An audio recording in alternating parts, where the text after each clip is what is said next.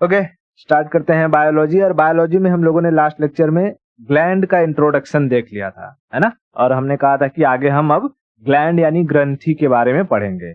तो चलो फटाफट बता दो, मैंने कितने टाइप्स के ग्लैंड के बारे में बताया था। ग्लैंड कितने टाइप के होते हैं? ग्लैंड 3 टाइप के होते हैं। ग्लैंड 3 टाइप के होते हैं। मैं यहां लिख दूं, ग्लैंड क्या कहते हैं हिंदी में? ग्रंथि। ग्रंथि कितने टाइप के बताए थे मैंने? 3 टाइप के। कौन कौन से? एक तो बहिस्रावी ग्रंथि यानी एक्सोक्राइन ग्लैंड, बहिस्रावी। दूसरा था मिक्स एंडोक्राइन, एंडोक्राइन यानी अंतःस्रावी ग्रंथि। और तीसरा था मिक्स्ड ग्लैंड, मिक्स्ड ग्लैंड। बताओ, ग्लैंड को अगर इमेजिन करना रहेगा तो कैसे इमेजिन करेंगे? एक थैली की तरह की संरचना है जिसके अंदर प्रोटीन बनता है ना। ये ग्लैंड है, थैली की तरह संरचना है। इसके अंदर क्या बनेगा? इसके अंदर बनेगा प्रोटीन। अब अगर ये प्रोटीन ब्लड से मिल जाए, किससे मिल जाए? ब्लड से, तो क्या कहलाएगा? कहलाएगा हार्मोन। हार्मोन। लेकिन लेकिन अगर ये ब्लड से ना मिले, अगर ये ब्लड से ना मिले, मैं यहां लिखता हूं ब्लड से ना मिले, तो क्या कहलाएगा? एंजाइम। एंजाइम, ठीक है, एंजाइम। इतना बेसिक इंफॉर्मेशन मैंने प्रीवियस लेक्चर में दे दिया था। अब चलते हैं, हम लोग समझते हैं कि हमारे शरीर में, जैसे कि जो हमारा शरीर होता है, मैं इसको ले लेता हूं दूसरे पेज पर। तो बॉडी होती है हमारी, इस पूरे बॉडी में कहां कहां पर हमें एक्सोक्राइन ग्लैंड देखने को मिलेंगी, ठीक है। और एक्सोक्राइन ग्लैंड के बारे में थोड़ी और इंफॉर्मेशन लेते हैं और उसको डिटेल से पढ़ते हैं, ठीक है। देखो, मैं यहां लिखता हूं एक्सोक्राइन ग्लैंड यानी कि बहिस्रावी ग्रंथि। बहिस्रावी ग्रंथियां जो होती हैं, सबसे पहले इसमें इंपॉर्टेंट पॉइंट क्या नोट डाउन करनी है? इनमें से क्या रिलीज होता है? Release enzyme, enzymes, enzymes. अब ये एंजाइम्स जब निकलेंगी तो इनको निकलने के लिए एक नली की जरूरत पड़ेगी, ठीक है, क्योंकि ये डायरेक्टली ब्लड में मिलते नहीं है, इसलिए ये बॉडी के बाहर आएंगी, जैसे मुंह में निकल जाएंगी या हमारे इंटेस्टाइन में निकल जाएंगी, कहीं अलग अलग जगह पर निकलेंगे, तो उनको निकलने के लिए एक नली की जरूरत पड़ती है। नली को बायोलॉजिकल टर्म में कहते हैं डक्ट। डक्ट, डक्ट मतलब नली। नली, तो ये किसके थ्रू निकलती हैं? नली के थ्रू निकलती हैं, डक्ट के थ्रू निकलती हैं। तीसरी चीज, क्या ये ब्लड में मिक्स होती हैं? ब्लड में मिक्स नहीं होती हैं, ठीक है, ब्लड में मिक्स नहीं होती हैं, ब्लड में मिक्स नहीं होती है, ठीक है। इतना चीज हो गया, ओके। अब देखो कहां कहां पर पाई जाएंगी ये जो एक्सोक्राइन ग्लैंड होती हैं। ये साइज में बड़ी होती हैं, ठीक है, साइज में लार्ज होती हैं as compare to endocrine gland, ठीक है, as compare to endocrine gland. Exocrine जो ग्लैंड होती हैं, बहिस्रावी ग्रंथियां, ये साइज में बड़ी होती हैं। कहां कहां पर पाई जाएंगी? तो चलो समझते हैं। देखो, जो हमारा मुंह होता है, मुंह, माउथ, माउथ में होती है salivary glands. Salivary gland, salivary glands जितनी भी हैं वो सारी की सारी एक्सोक्राइन ग्लैंड है, ठीक है। उसके बाद ऊपर हम देखेंगे जो हमारी आंखें होती हैं, आईज, आईज, आंखों में आंसू बनता है, कीचड़ बनता है, उसमें जो ग्लैंड पाई जाती हैं वो एक्सोक्राइन ग्लैंड के अंदर आती हैं, ठीक है, एक्सोक्राइन ग्लैंड के अंदर आती हैं। फिर हमने कल स्किन पढ़ा था, स्किन, स्किन, स्किन में हमने देखा कि पसीना निकालने वाली ग्रंथियां होती है, तेल निकालने वाली ग्रंथियां होती हैं, है ना। वो सारी की सारी ग्रंथियां किस में आएंगी? एक्सोक्राइन के अंदर आएंगी, एक्सोक्राइन के अंदर आएंगी। उसी तरीके से हमारा जो डाइजेस्टिव सिस्टम है, डाइजेस्टिव सिस्टम के अंदर अगर हम देखेंगे कि जैसे कुछ जो हमारा गॉल होता है, लीवर में गॉल ब्लैडर है ना, गॉल गॉल ब्लैडर, ये जो गॉल जूस निकालता है, ये क्या होते हैं, ये ब्लड में मिक्स नहीं होता है, तो ये भी एक्सोक्राइन के अंदर आएंगे। ठीक है, उसी तरीके से जो ये होता है लाइपेज, अमाइलेज, ट्रिप्सिन, लैट होता है, पैनक्रियाज वगैरह, पैनक्रियाज निकालती है, पैनक्रियाज। ठीक है, पैनक्रियाज जो निकालती है, पैनक्रियाज, लैट, लाइपेज, अमाइलेज, ट्रिप्सिन, ये सारी की सारी क्या होती हैं, ये सारी की सारी एंजाइम्स होती हैं, क्योंकि ये ब्लड में मिक्स नहीं होती हैं। उसी तरीके से जो स्मॉल इंटेस्टाइन होती है, छोटी आंत, छोटी आंत में निकलती है इरेप्सिन, इरेप्सिन वो क्या होता है, एंजाइम होता है। समझ में आया?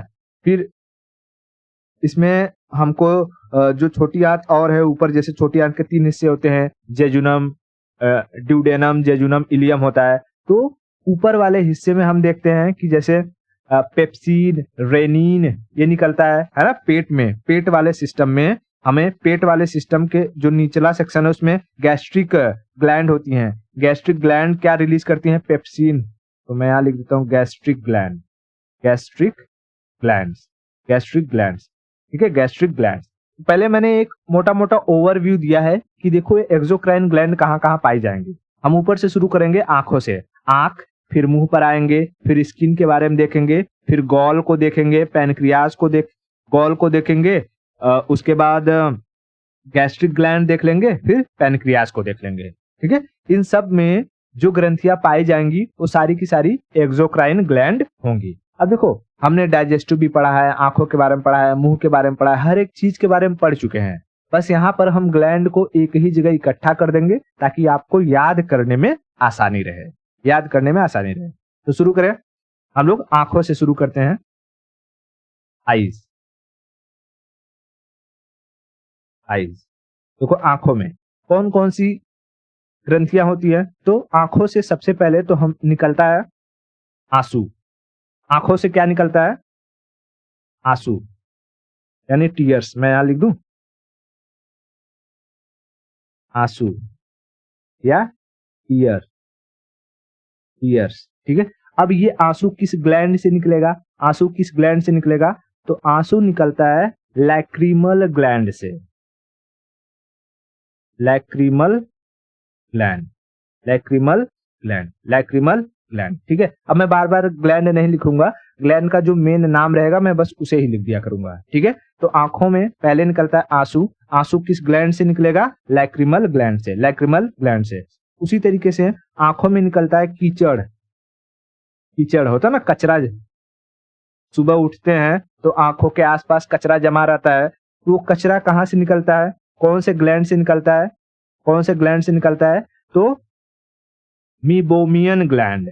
ठीक है, कौन से ग्लैंड से, मीबोमियन, मीबोमियन ग्लैंड। ठीक है, मीबोमियन ग्लैंड। बताओ, आंसू, लैक्रिमल ग्लैंड, आंसू, लैक्रिमल ग्लैंड, और कचरा जो निकलता है वो meibo meibomian gland, meibomian gland, meibomian gland, meibomian gland. समझ में आया? ओके, तो बताओ लैक्रिमल ग्लैंड से क्या निकलता है, आंसू, आंसू, आंसू। मैं आंखों को ले लेता हूं, दिखा देता हूं। ठीक है, देखो ये दिखाई दे रहा है। ओके, देखो ऊपर हमारी आंखों के ये ऊपरी सेक्शन में होता है ये लैक्रिमल ग्लैंड, लैक्रिमल ग्लैंड, और इसी में से निकल के आता है आंसू। ये आंसू आता है तो यहाँ पर जमा हो जाता है, और उसके बाद रोते हैं तो भर भर यहाँ से गिरने लगता है। समझ में आया? तो लैक्रिमल ग्लैंड क्या बनाता है, आंसू बनाता है। लैक्रिमल ग्लैंड आंसू बनाता है। ठीक है, लैक्रिमल ग्लैंड आंसू बनाता है। उसके बाद इसके नीचे यहाँ पर इसके अंदर देखेंगे तो हमें देखने को मिलेगा मीबोमियन ग्लैंड, मीबोमियन ग्लैंड। ये क्या बनाता है, कचरा बनाता है, कीचड़ बनाता है। कहते हैं ना कीचड़ कितना आंखों में जम गया है, तो कीचड़ बनाने का काम करता है, कीचड़ बनाने का काम करता है। ठीक है, अब देखो ये जो हमारी आंखें होती है ना, इसमें से एक नली गई होती है जो हमारे नाक के थ्रू जुड़ी रहती है। मैं दिखाता हूं, देखो ये, इसको ले लेता हूं मैं यहाँ पे।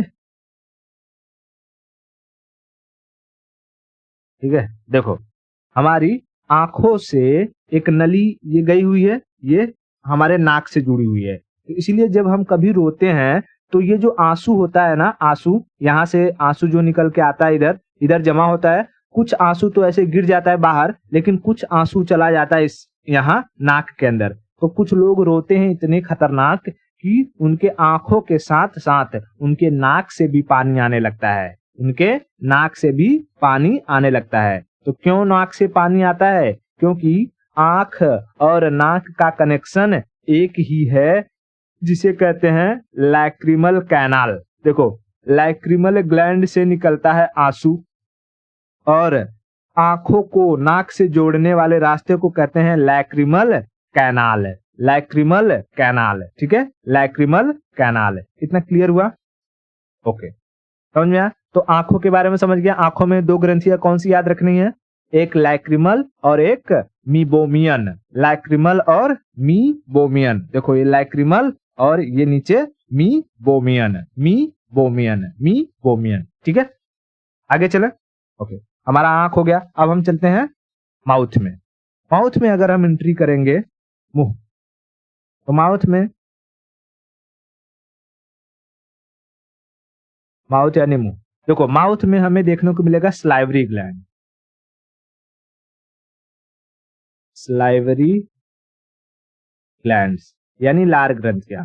लार ग्रंथियां कितनी थी? तो 3 थी। कौन कौन से? पैरोटीड, सबमैंडिबुलर और सबलिंगुअल, है ना? पैरोटीड, सब मैंडिबुलर और सबलिंगुअल, सबलिंगुअल, सबलिंगुअल। अब ये सारी की सारी जो ग्रंथियां थी, ये क्या कौन सा एंजाइम निकालती थी? तो टाइलिन, डाइस्टेज, लाइसोजाइम, म्यूलिन, है ना? ये सारे के सारे क्या निकालते थे? एंजाइम। कौन कौन से? Ptyalin, ptyalin, diastase, diastase, diastase, lysozyme, lysozyme, lysozyme, और उसके बाद म्यूलिन, म्यूलिन, म्यूलिन। ये सारे के सारे क्या थे? ये सारे के सारे एंजाइम थे, सारे के सारे एंजाइम। इन सब का काम मैंने अच्छी तरीके से जब मैं डाइजेस्टिव सिस्टम पढ़ा रहा था तब बताया था मैंने, है ना? जितना भी कोई भी देखो ऐसा चीज नहीं है जो मैंने बताया ना हो, हर एक चीज को मैंने बताया हुआ था पढ़ाते टाइम। देखो अब जैसा कि मैंने बताया था, जो एक्सोक्राइन ग्लैंड्स होती हैं, जब ये एंजाइम्स को रिलीज करती हैं तो इनको निकलने के लिए नली की जरूरत पड़ती है, उसे हम डक्ट कहते हैं। तो देखो नसें गई हुई है ना, पतली पतली पतली पतली नसें, ठीक है, तो इन्हीं को हम कहते हैं डक्ट। इन्हीं को हम क्या कहते हैं? डक्ट। तो यहाँ देखो ये है पैरोटीड ग्लैंड, सबसे बड़ी ग्रंथि पैरोटीड, फिर मैंडिबुलर के नीचे सब मैंडिबुलर, ठीक है, और उसके बाद ये सब लिंगुअल, सब लिंगुअल, सब लिंगुअल। ये सारी की सारी चारों ग्रंथियां क्या क्या जनरेट करती हैं? कौन कौन सी enzyme? Ptyalin, diastase, lysozyme, mucin. समझ में आ रहा है ना? एंजाइम क्यों कह रहा हूं? क्योंकि ये सब ब्लड में मिक्स नहीं होती है। जो प्रोटीन ये जनरेट करती हैं ये ब्लड में मिक्स नहीं होते हैं। क्लियर? ओके, माउथ हो गया। अब चल देते हैं हम लोग स्किन की तरफ। तो स्किन में अभी हमने प्रीवियस लेक्चर में ही पढ़ा था स्किन के बारे में। बताओ, मैं यहां तीसरा लिख देता हूं। स्किन यानी त्वचा, यानी त्वचा। स्किन में क्या निकलता है? तो 2 चीजें, एक तो स्वेट यानी पसीना, और दूसरा ऑयल, ऑयल यानी चिपचिपाहट जो हो जाती है, ऑयल, तेल। तो देखो जो स्वेट निकलता है, स्वेट वो किससे निकलेगा? स्वेद ग्रंथि से, यानी sweat gland, sweat gland, sweat gland, ठीक है। लेकिन जो ऑयल निकलेगा वो सेबेसियस ग्लैंड से निकलेगा, है ना? सेबेसियस ग्लैंड से। ऑयल किससे निकलेगा? सेबेसियस ग्लैंड से, सेबेसियस ग्लैंड से, ठीक है, सेबेसियस ग्लैंड से, सेबेसियस ग्लैंड से, सेबेसियस ग्लैंड से। समझ में आया?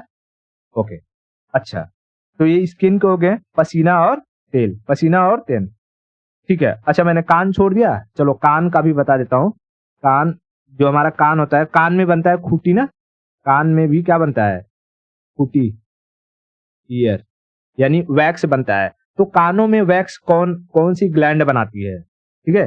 कानों में अगर हम बात करेंगे कि कौन सी ग्लैंड होगी जो वैक्स को बनाती होगी, तो उसको समझ लेते हैं। ईयर, कान में होता है सेरुमेन, सेरुमेन ग्लैंड। कान में क्या बनता है, खूटी, या इसको हम क्या कहते हैं, वैक्स, वैक्स। इसको कौन सी ग्लैंड बनाती है, तो सेरुमेन ग्लैंड, सेरुमेन ग्लैंड, सेरुमेन ग्लैंड, सेरुमेन ग्लैंड। ये किसमें खूटी बना देती है, तो जो हमारा ईयर कैनाल होता है, ईयर कैनाल, ठीक है, उसके बाद यहाँ पर ईयर ड्रम आ जाता है ना, ईयर ड्रम। तो ईयर कैनाल में यहाँ पर खूटी बनाने का काम कौन करती है, वैक्स बनाने का काम कौन करता है, सेरुमेन ग्लैंड, सेरुमेन ग्लैंड, सेरुमेन ग्लैंड, सेरुमेन ग्लैंड, ठीक है, सेरुमेन ग्लैंड। इतना क्लियर हो गया, ओके। अब हम नीचे आते हैं, और नीचे आएंगे तो हमें सबसे पहले देखने को मिल जाएगा ये लीवर में गॉल ब्लैडर, है ना। देखो मैं लीवर का देखूं, हमारे पास है यहाँ। वैसे तो जो लीवर होता है वो मिक्स्ड ग्लैंड में आएगा, क्योंकि मैं समझाऊंगा कैसे लीवर में उपस्थित जो गॉल ब्लैडर है वो खाने को पचाने के लिए गॉल जूस निकालता है, ठीक है, गॉल जूस निकालता है। लेकिन इसी में जो ये थ्रोम्बिन होता है जो ब्लड को थक्का बनाने का काम करता है, ये लीवर प्रोड्यूस करता है, ठीक है। वो सब भी बताऊंगा जब मैं मिक्स ग्लैंड के बारे में बताऊंगा। तो अभी यहाँ समझो, यहाँ पर है ये ग्रीन कलर का क्या है, gall bladder, gall bladder. Gall bladder क्या निकालता है, gall juice, gall juice, gall juice, ठीक है, गॉल जूस, जो खाने को क्या कर देता है, एसिडिक से अम्लीय कर देता है, सॉरी अम्लीय से क्षारीय कर देता है ना, एसिडिक से बेसिक में कन्वर्ट कर देता है गॉल जूस, गॉल जूस, ठीक है। उसी तरीके से जो पेनक्रियाज होते हैं, पेनक्रियाज, पेनक्रियाज में से भी पूर्ण पाचक जूस निकलते हैं, पूर्ण पाचक जूस। कौन कौन से, LAT, लाइपेज, अमाइलेज, ट्रिप्सिन, याद है, lipase, amylase, trypsin, lipase, amylase, trypsin, lipase, amylase, trypsin, ठीक है, लाइपेज, अमाइलेज और ट्रिप्सिन, लाइपेज, अमाइलेज और ट्रिप्सिन, ठीक है, लाइपेज, अमाइलेज और ट्रिप्सिन। उसके बाद जो गैस्ट्रिक ग्लैंड होते हैं, गैस्ट्रिक ग्लैंड पेट के अंदर, अगर मैं यहां कहूं कि जैसे ये पेट है, इसको मैं थोड़ा सा रिमूव कर देता हूं, देखो पेट है, पेट के अंदर हमें नीचे वाले सेक्शन में क्या मिलता है, gastric gland, gastric gland, gastric gland. एक जो दूध को दही में कन्वर्ट करता है ना, रेनिन, पेप्सिन, याद है। गैस्ट्रिक ग्लैंड क्या क्या निकालते हैं, एक निकालता है रेनिन, रेनिन, और एक प्रोटीन को पचाता है पेप्सिन, पेप्सिन। रेनिन दूध को दही में कन्वर्ट करता है और पेप्सिन प्रोटीन को पचाता है, पेप्सिन प्रोटीन को पचाता है। उसी तरीके से जो हमारी छोटी आंत होती है, स्मॉल इंटेस्टाइन, इसमें से निकलता है इरेप्सिन, जो बचे हुए प्रोटीन को पचाता है, इरेप्सिन, इरेप्सिन, ये बचे हुए प्रोटीन को पचा देता है, बचे हुए प्रोटीन को पचा देता है। तो समझ में आया, इतनी सारी जो हमने पढ़ी, चाहे वो आंख हो, कान हो, मुंह हो, स्किन हो, और पेट हो, या गॉल ब्लैडर हो, या स्मॉल इंटेस्टाइन हो, इस सारी की सारी इनके अंदर पाई जाने वाली जो ग्रंथियां हैं वो एक्सोक्राइन ग्लैंड होती हैं, जो एंजाइम्स को रिलीज करती हैं। एंजाइम्स ब्लड में नहीं मिलते हैं, ऐसे प्रोटीन होते हैं जो ब्लड में नहीं मिलते हैं, इन्हें निकलने के लिए डक्ट या नली की जरूरत पड़ती है। समझ में आ गया, इतना कोई दिक्कत कहीं नहीं। अब हम एंडोक्राइन ग्लैंड की तरफ चलें, ठीक है, चलो अब हम चलते हैं एंडोक्राइन ग्लैंड की तरफ। देखो मैं यहां लिख देता हूं एंडोक्राइन ग्लैंड, एंडोक्राइन ग्लैंड, इसको हम कहते हैं अंतःस्रावी ग्रंथि, अंतःस्रावी ग्रंथि, अंतःस्रावी ग्रंथि। मैं इसको वापस ले लेता हूं और मैं बताता हूं कि अब ये एंडोक्राइन ग्लैंड कहाँ कहाँ पाई जाएंगी। ठीक है, एंडोक्राइन ग्लैंड कहाँ कहाँ पाई जाएंगी। तो देखो, पहले हम शुरू करेंगे ब्रेन से। ठीक है, ब्रेन, ब्रेन में कई सारी ग्रंथियां हैं जो प्रोटीन को निकालती हैं। वो प्रोटीन डायरेक्टली किसमें मिक्स हो जाते हैं? ब्लड में मिक्स होते हैं। इसके लिए हम उन्हें हार्मोन कहते हैं। तो एंडोक्राइन ग्लैंड के बारे में पहली चीज क्या याद रखना है? ये हार्मोन रिलीज करती हैं, हार्मोन रिलीज करती हैं। ये हार्मोन या जो प्रोटीन होते हैं वो डायरेक्टली ब्लड में मिल जाते हैं, ब्लड में मिल जाते हैं, और इन्हें निकलने के लिए डक्ट की जरूरत नहीं पड़ती, नली की जरूरत नहीं पड़ती है, डक्ट की जरूरत नहीं पड़ती है। ठीक है, डक्ट की जरूरत नहीं पड़ती है। जो हार्मोन होते हैं तो बहुत ही कम अमाउंट में रिलीज होते हैं, स्मॉल अमाउंट में। ठीक है, स्मॉल अमाउंट में। जबकि जो ये एंजाइम्स थे, एंजाइम्स लार्ज अमाउंट में रिलीज होते हैं। ठीक है, लार्ज अमाउंट में रिलीज होते हैं। हार्मोन बहुत ही कम अमाउंट में रिलीज किया जाता है। समझ में आया? अगर जैसे मान लो कि किसी गॉल ब्लैडर से अगर 1 चम्मच एंजाइम निकल रहा है, एंजाइम निकल रहा है 1 चम्मच, तो 2-3 बूंद हार्मोन काफी होगा पूरे शरीर के लिए। समझ में आया? ओके। तो हार्मोन बहुत खतरनाक होता है। बॉडी में अगर हार्मोनल इनबैलेंस हो जाता है तो दिक्कत आने लगती है। ठीक है, एक बार एंजाइम ना निकले समझ में आएगा, लेकिन हार्मोन ना निकले तो बहुत ही बड़ी प्रॉब्लम आ जाएगी। ठीक है, चलो मैं समझाऊंगा लास्ट आते आते। तो पहली चीज हमें कहाँ देखनी है? ब्रेन में। ठीक है, ब्रेन, ब्रेन के बाद हम नीचे आएंगे तो ये जो गला है, थ्रोट। ठीक है, थ्रोट, थ्रोट, गले में। ठीक है, गले में, गले में। गले के बाद नीचे आएंगे तो छाती में हमें देखने को मिलेगा। छाती को हम कहते हैं थोरैसिक, थोरैसिक। ठीक है, छाती को क्या कहते हैं? Thoracic, thoracic. छाती को हम थोरैसिक कहते हैं। ठीक है, थोरैसिक। उसके बाद नीचे आएंगे तो हमें यहाँ जो किडनी दिखाई देता है, किडनी।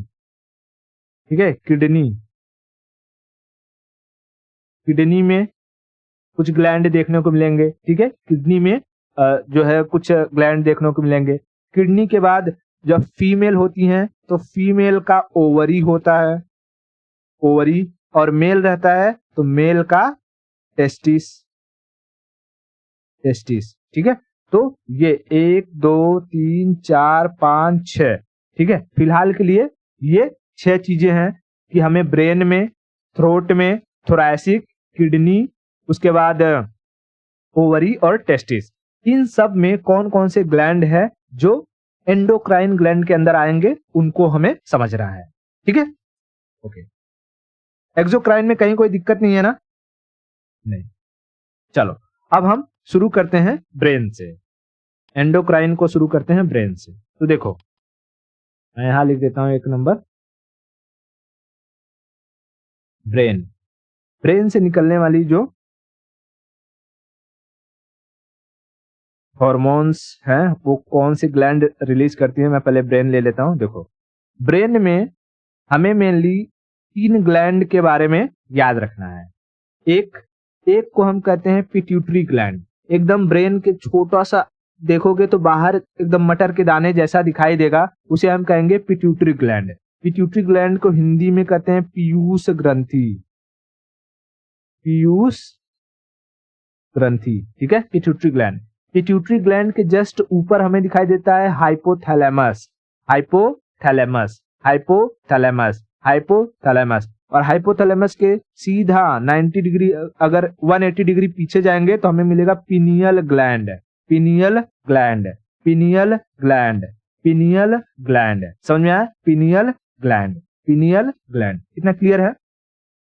ओके, चलो बहुत बढ़िया। अब देखो, ये जो हाइपोथैलेमस, पिट्यूटरी, पिनियल है, इन सब का फंक्शन समझ लेते हैं। तो पहले हम ये देखते हैं कि पिट्यूटरी ग्लैंड के बारे में। ठीक है, पहले हम पिट्यूटरी ग्लैंड यानी पीयूष ग्रंथि के बारे में देखते हैं। पिट्यूटरी ग्लैंड, देखो, पिट्यूटरी ग्लैंड को मास्टर ग्लैंड कहा जाता है। क्यों? क्योंकि ये बॉडी के मैक्सिमम जो ग्लैंड है, अदर एंडोक्राइन ग्लैंड्स है, जो अभी हम पढ़ेंगे। मैंने बताया ना कि बॉडी में कहाँ कहाँ, brain, throat, thoracic, kidney, ovary, testis, हर जगह ग्लैंड पाए जाएंगे और ये ग्लैंड क्या रिलीज करते हैं? हार्मोन रिलीज करते हैं। ठीक है, हालांकि जो टेस्टिस है वो हार्मोन के साथ साथ एंजाइम भी रिलीज करता है एक तरीके का। ठीक है, उसे जो है हम लोग टेस्टोस्टेरोन जो हार्मोन होता है एक, ठीक है, लेकिन जो स्पर्म होता है, स्पर्म देखोगे जब बाहर आता है तो उसमें ब्लड थोड़ी आता है, लेकिन वो भी एक ग्लैंड में ही बनता है। टेस्टिस एक तरीके का ग्लैंड है तो उसके अंदर ही बनता है और वो ब्लड में मिक्स नहीं होता है ना। जब स्पर्म बाहर आता है पेनिस के थ्रू, उसमें ब्लड थोड़ी आता है। तो उसको हम देखेंगे कि हमारा जो टेस्टिस है एक तरीके से मिक्स ग्लैंड के अंदर आ जाएगा, तो हम बाद में डिस्कस करेंगे। अभी हमें इस पर ध्यान देना है कि ये जो पिट्यूटरी ग्लैंड है, ये बाकी जो दूसरे ग्लैंड होते हैं ना, उनको भी कंट्रोल करने का काम करता है। ठीक है, उनको भी ऑर्डर देता है, क्योंकि ब्रेन में है तो ब्रेन ऑर्डर देता है किसी को, तो पिट्यूटरी ग्लैंड बाकी दूसरे ग्लैंड को कंट्रोल करने का काम करता है, इसलिए इसे मास्टर ग्लैंड कहा जाता है। क्या कहते हैं? Master gland. Master gland, master gland क्यों कहा जाता है, समझ में आ गया? हाँ, क्योंकि ये दूसरे ग्लैंड्स को भी कंट्रोल करता है। अब देखो, पिट्यूटरी ग्लैंड ना 5 तरीके के हार्मोन्स रिलीज करता है, हालांकि और भी रिलीज करता है, लेकिन पांचों को के बारे में जानना जरूरी है। 5 टाइप्स ऑफ हार्मोन। कौन कौन से 5 तरीके के हार्मोन है? तो पहला है TSH। TSH इसका फुल फॉर्म क्या है भाई? तो थायराइड स्टिमुलेटेड हार्मोन। देखो, थायराइड गले में पाया जाता है, तो थायराइड स्टिमुलेटेड हार्मोन। ठीक है, थायराइड स्टिमुलेटेड हार्मोन। ठीक है, ये क्या करता है? तो गले में पाए जाने वाले थायराइड ग्लैंड को कंट्रोल करता है। ठीक है, गले में पाए जाने वाले थायराइड ग्लैंड को कंट्रोल करता है। Control thyroid gland, thyroid gland. और ये थायराइड ग्लैंड से थायरोक्सिन रिलीज करने के लिए कहता है। कौन सा हार्मोन रिलीज करवाता है? Release thyroxine hormone. Thyroxine hormone जो बीपी को कंट्रोल करने में काम करता है। ठीक है, तो जब मैं थायराइड ग्लैंड पढ़ाऊंगा तो उसमें समझा दूंगा थायरोक्सिन जो हार्मोन होता है वो बीपी को कम करने में काम करता है, बीपी कंट्रोल करने में काम करता है। ठीक है, इसलिए महिलाओं में जो थायराइड होता है वो ज्यादा एक्टिवेट होता है। महिलाओं का बीपी लो रहता है, इसलिए उन्हें ज्यादा गुस्सा नहीं आता है। समझ में आया? ओके, तो पहला हार्मोन क्या हो गया? TSH यानी थायराइड स्टिमुलेटेड हार्मोन। दूसरा क्या रहता है? तो देखो, दूसरा हार्मोन होता है STH। क्या मतलब है इसका? सीमेटोट्रोपिक हार्मोन।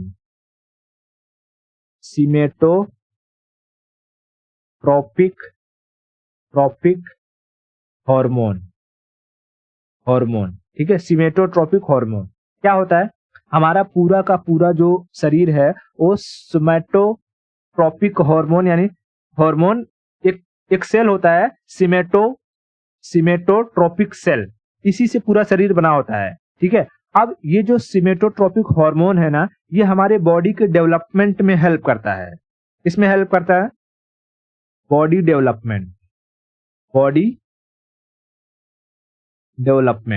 ठीक है, बॉडी डेवलपमेंट।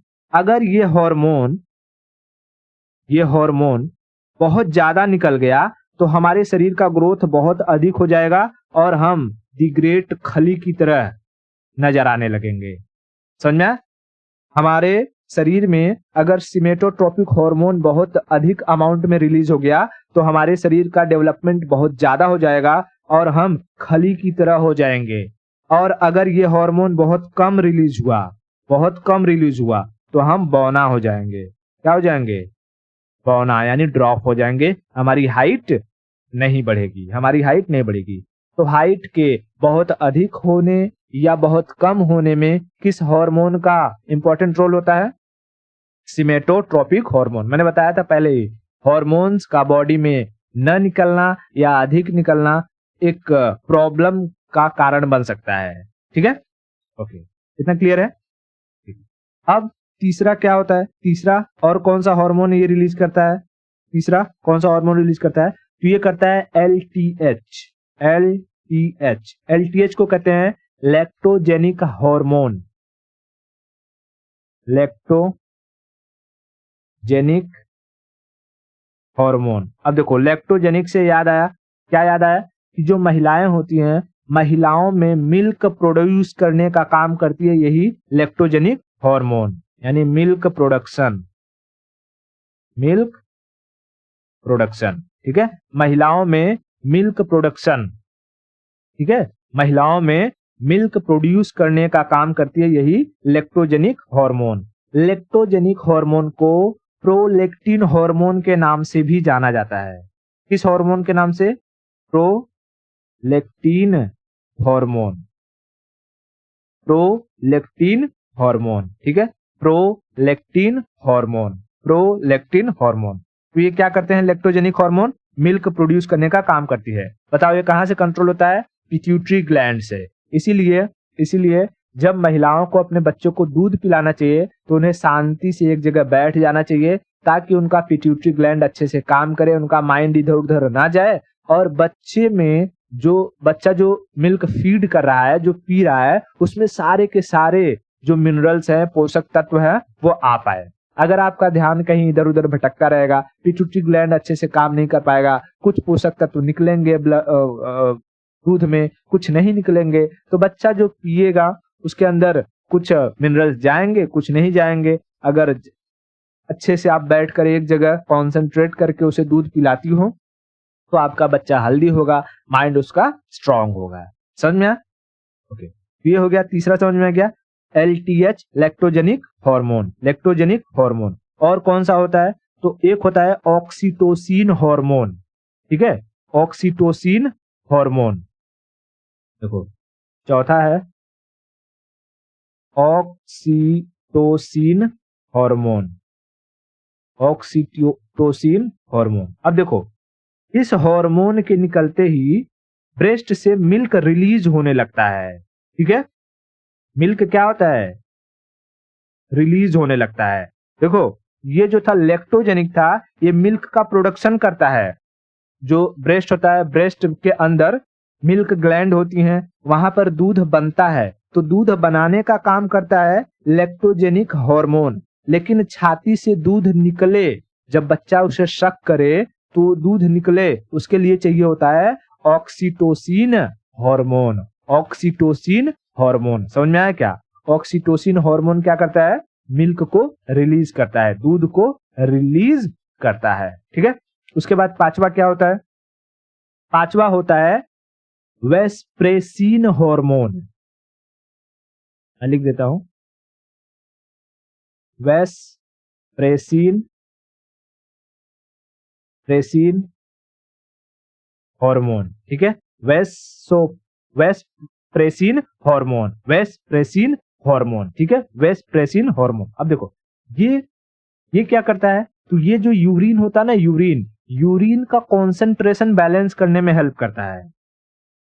क्या मैंने कहा? Urine concentration balance. अब देखो, जैसे हमारा जो मूत्र होता है, मूत्र वो न बहुत ज्यादा गाढ़ा होना चाहिए, न बहुत ज्यादा पतला होना चाहिए। ठीक है, कॉन्सेंट्रेशन का मतलब होता है उसकी जो गाढ़ापन या पतलापन। ठीक है, तो देखो, गाढ़े को हम कहते हैं मतलब कि कॉन्सेंट्रेटेड। गाढ़ा अगर कोई चीज है तो उसको हम कहते हैं कॉन्सेंट्रेटेड।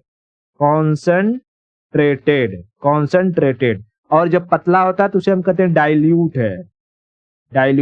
तो आपने केमिस्ट्री में एक्सपेरिमेंट किया होगा कि जो हाइड्रोक्लोरिक एसिड होता होगा वो पहले बहुत कॉन्सेंट्रेटेड होता होगा, मतलब कि बहुत खतरनाक होता होगा, फिर उसमें पानी मिला करके उसे डाइल्यूट किया जाता है। तो किसी चीज में पानी मिला देना उसको डाइल्यूट करना कहलाता है। डाइल्यूट करने का मतलब होता है पतला करना।